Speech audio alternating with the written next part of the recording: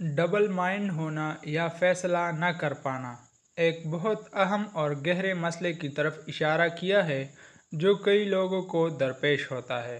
Double minded ہونا، فیصلہ نہ کر پانا اور بعد میں پچھتانا، اس کیفیت کو عام زبان میں ڈیسیژن پیرالائسس یا نفسیات میں ایمبیویلنس بھی کہا جاتا ہے۔ یہ کیفیت انسان کے اعتماد، جذبات اور دماغی سکون کو بری طرح متاثر کرتی ہے۔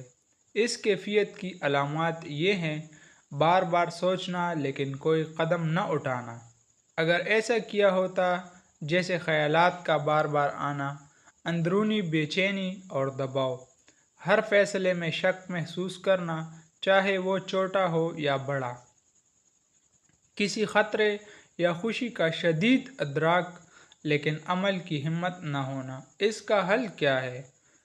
نمبر 1، فیصلے کو لکھ کر سامنے لانا۔ 2 یا 3 آپشنز جو آپ کے ذہن میں ہیں انہیں لکھ لیں۔ ہر آپشن کے فائدے اور نقصانات واضح انداز میں نوٹ کریں۔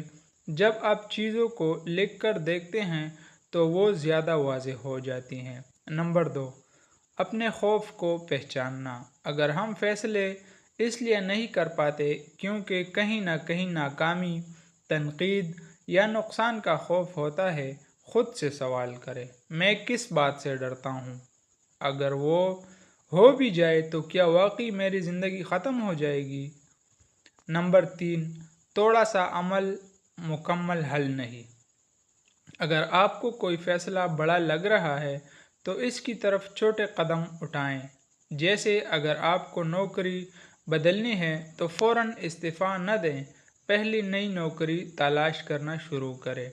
نمبر 4، غور و فکر اور دعا۔ اسلام میں استخارہ کا تصور اسی لیے ہے کہ جب آپ کنفیوژ ہو تو اللہ سے رہنمائی مانگے، دل کو سکون ملتا ہے اور فیصلے میں برکت آتی ہے۔ نمبر 5، مشورہ لینا، جسے شورا کہتے ہیں۔ کسی سمجھدار، غیر جانبدار شخص سے مشورہ کرے۔ یہ شخص آپ کا خیرخواہ ہو اور معاملے کو جذباتی نہیں بلکہ عقل انداز میں دیکھ سکے۔ نمبر 6، فیصلے کے بعد پچھتاوے کو قبول کرے۔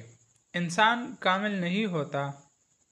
اگر آپ نے کوئی فیصلہ کیا اور وہ ٹھیک نہ بھی نکلا تو یہ بھی تجربہ ہے۔ اس سے سیکھیں، اپنے آپ کو معاف کریں اور آگے بڑھیں۔